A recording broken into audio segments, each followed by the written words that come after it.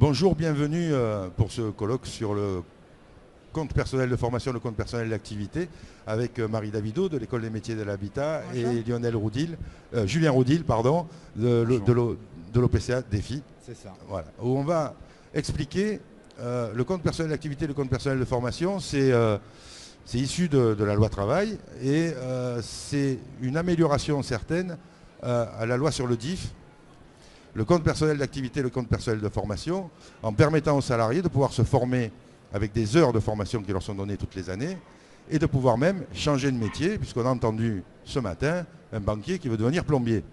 Donc c'est réellement une manière de changer de vie dans l'esprit de la société d'aujourd'hui, où tout n'est pas linéaire, où on ne fait pas 40 ans dans la même entreprise au même poste, parce que c'est la vie du 21e siècle. Alors, la première question, je vais la poser à Marie Davido. Pourquoi l'École des métiers de l'habitat sur ce sujet-là dans les salons CE comment vous en êtes arrivé à venir nous voir et à proposer ce colloque ici? Écoutez, déjà merci de me recevoir. C'est vrai qu'on se rend compte en tant qu'organisme de formation qu'il y a de plus en plus de salariés qui font plus très bien la différence avec les réformes entre le DIF, le CPF, qu'également les comités d'entreprise sont un peu perdus là-dessus, sur ce sujet. Et donc nous, en tant qu'organisme de formation, on les accompagne. Et en fait, on se rend compte qu'on a besoin de les conseiller de plus en plus sur le CPF. Donc le CPF, en deux mots, le grand changement par rapport au DIF, c'est que vraiment le salarié devient acteur de son parcours professionnel et de sa formation. Il peut avoir jusqu'à 150 heures de formation et qu'il va pouvoir utiliser soit sur son temps de travail en accord avec son employeur. Donc là, c'est vraiment toutes les demandes de formation en accord avec l'employeur, soit des formations en dehors de son temps de travail. Et là, en fait, il n'a pas besoin de demander l'accord de son employeur. Il a besoin de pouvoir poser des congés, mais il peut le faire en dehors de son temps de travail. C'est-à-dire que contrairement au DIF, où le DIF, on demandait, c'était refusé, il fallait le reposer en congé individuel de formation, là, on a supprimé cet obstacle.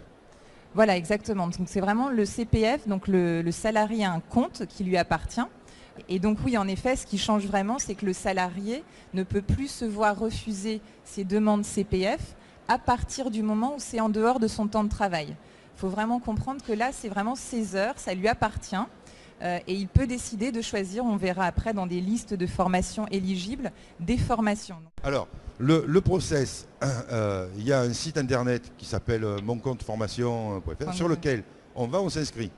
C'est ça la première étape. Voilà. Alors la première étape, en fait, il suffit d'avoir, en fait, c'est très simple, on va sur Internet. Alors je me demandais aussi s'il y en a certains qui ont déjà créé leur compte. Est-ce que dans la salle, vous avez tous créé?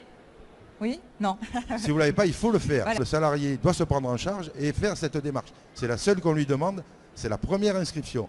On ne pourra pas se plaindre que ça n'a pas marché si les salariés n'ont pas joué le jeu de s'inscrire.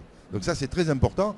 Dans vos entreprises, incitez les salariés à s'inscrire. Sinon, il va y avoir un problème au moment où ils vont faire valoir leurs droits. Exactement. Donc c'est vraiment, en fait, on s'inscrit en 5 minutes sur le site. Il suffit d'avoir sa carte de sécurité sociale. On rentre les informations, nom, prénom, etc. Et ensuite, il y a un endroit aussi important sur le site où vont apparaître en fait les heures CPF. Donc vous allez avoir vos heures CPF qui apparaissent. Il ne faut pas oublier aussi de mettre les anciennes heures DIF. Et ça, ces anciennes heures DIF, il faut aller rechercher sur votre ancien bulletin, votre dernier bulletin de salaire du 31 décembre 2014. Donc ça, c'est vraiment important de retrouver ces éléments, soit une attestation de l'employeur, parce que souvent les salariés n'ont pas utilisé leurs heures DIF, ils ont 120 heures d'heures DIF, souvent s'ils n'ont pas utilisé, et viennent s'ajouter les 40-50 heures de CPF. Donc en gros, heure DIF plus heure CPF, un salarié qui n'a pas encore utilisé ce compteur est à 150 heures de formation. Et 150 heures de formation, nous par exemple, c'est des formations certifiantes qu'on propose en plomberie, en électricité, qui peuvent être suivies donc gratuitement grâce au CPF. C'est vraiment ça qui est important, c'est que les salariés peuvent se former, ne pas avoir à débourser d'argent grâce à leurs heures CPF.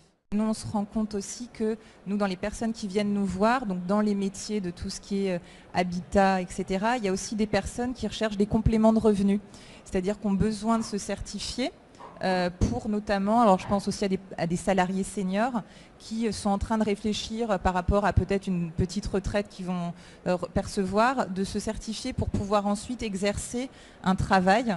Et donc, auto-entrepreneur après, voilà, se mettre à disposition sur Internet, voilà, sur des sites spécialisés. Voilà. Et c'est vrai que l'idée de ce salon CE et de cette conférence, c'est vraiment de sensibiliser encore plus le public senior, parce que c'est vrai que eux, ils ont ce droit, ils ont accumulé des heures. Par contre, le dossier doit être fait avant de partir à la retraite.